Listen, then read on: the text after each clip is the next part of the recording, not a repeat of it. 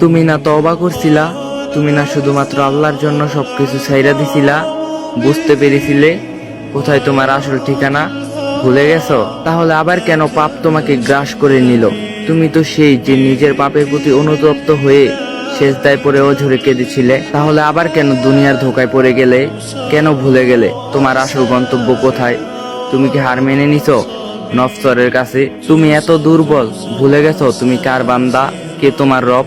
তোমার রব তো সর্বশক্তিমান।